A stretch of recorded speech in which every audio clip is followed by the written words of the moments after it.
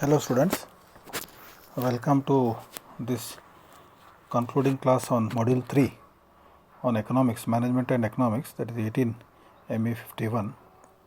I thought I will compile all the formulas used in this module 3 and explain them once again, so that and they are not only useful for your module 3, but they are also useful in life, like how to calculate the rate of interest for fixed deposit, or how to calculate the rate of interest for RD, recurring deposit accounts, or how to find out the present worth amount.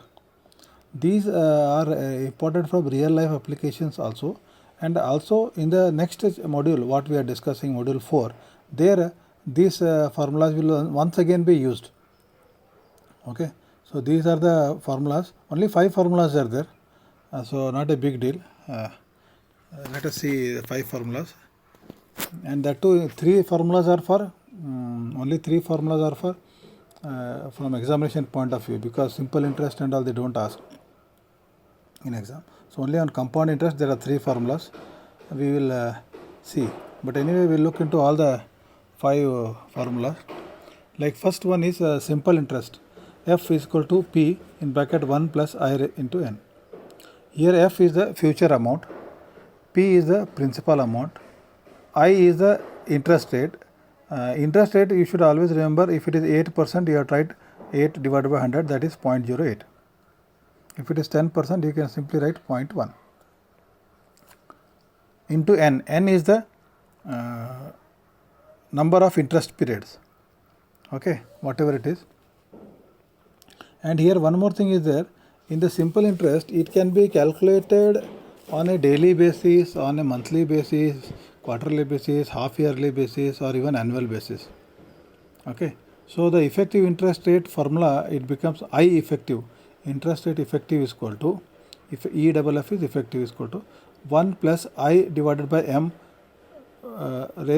bracket closed raised to M minus 1. Here what we are supposed to do is, now suppose I want to calculate the effective interest rate for on a daily basis. So here what happens, for daily basis I will take M, that as 365. Okay, both in the both places in the equation I will take as 365. Suppose I want to calculate it on a monthly basis, then I will take M is equal to 12 months in a year. Okay, so this 1 year we are in detail we are writing, like quarterly means M is equal to 4.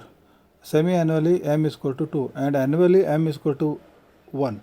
So if you write M is equal to 1, then what happens, 1 plus I divided by M, that is 1, raised to 1, that is 1 plus I minus 1, that becomes nothing but I, that is interest rate. So very simple it is. Effective rate will be the interest rate itself, if it is calculated on a annual basis. Okay, now coming to the compound interest formula, these 3 formulas only you please understand, and so that you practice these also, which will be helpful for both the modules, for the subject itself for that matter. Now first is single payment compound amount. Single payment compound amount means, suppose you invest 1 lakh rupees now, or your parents might have invested some money, that is known as fixed deposit. So this deposit will be in the bank or post office or any finance corporation for certain period of time, okay, like that N, and then the interest rate will be there, whatever is there, so 5%, 6%, 7%. So here P is equal to F divided by 1 plus I raised to N. This is the formula. Means I am making one payment today, and I want to know after some years, that is N years, how much money I will get, and that amount will be a future amount we write as F.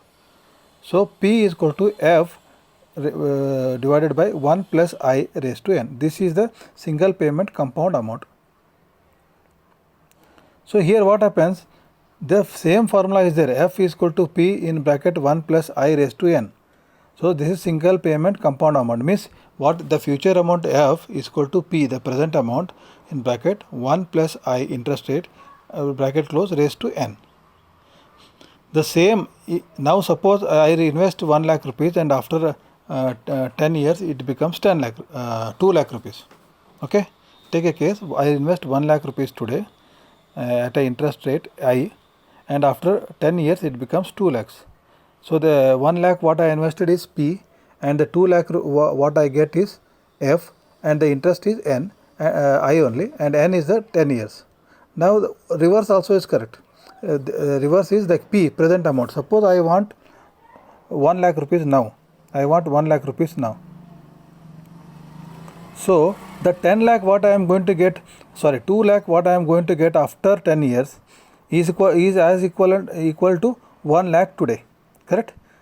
The 2 lakh rupees what I am going to get after 10 years is equal to 1 lakh rupees today. So now the value of the 2 lakh after 10 years, that is known as a present worth amount today. Single payment present worth amount.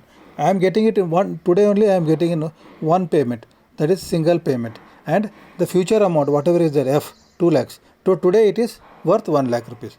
So P is equal to F divided by 1 plus I raised to N.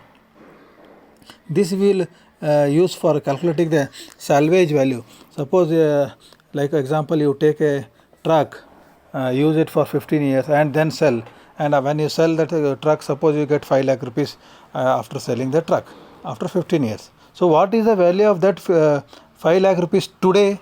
That you will use the same formula to find out the single payment present worth amount. Okay, so only one formula is there, F is equal to P in bracket 1 plus I raised to N.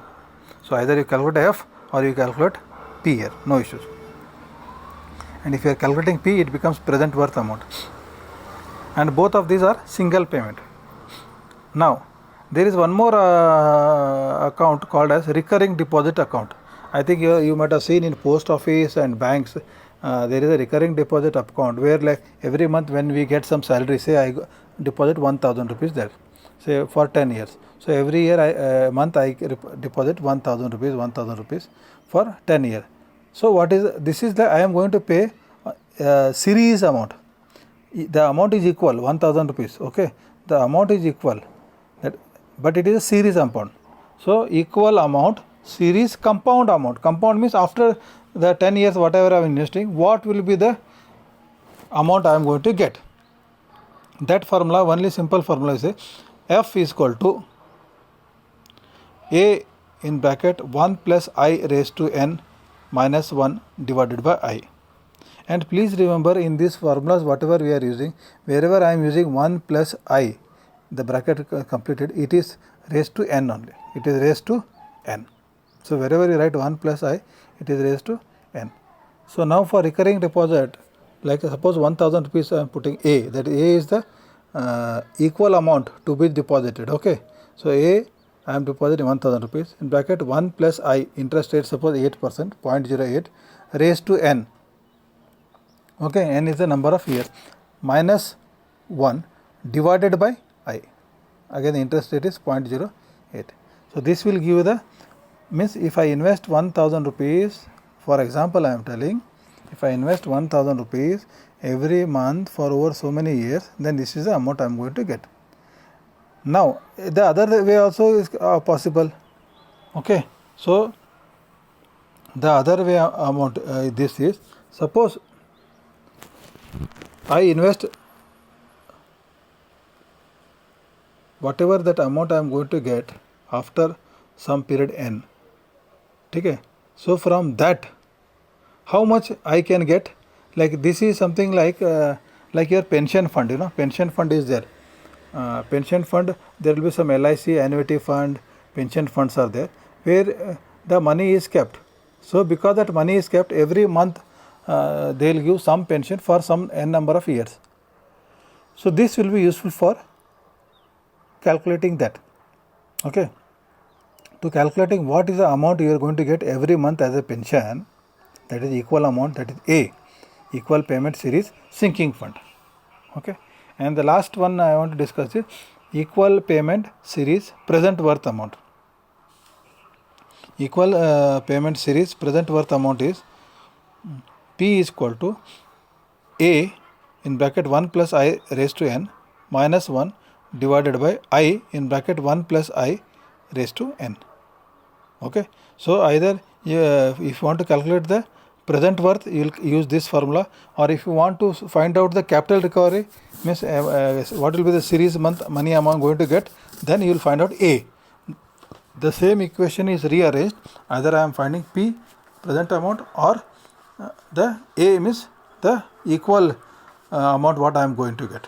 Okay, so these are the three formulas, main formulas, and each formula is rearranged. Like you want to find F or you want to find P, you want to find F or you want future amount or you want to find present amount, you want to find future amount or you want to find the equal amount A. So only these things you are going to find, and these formulas shall be useful for your module 4 also, which I will start soon. Okay, thank you.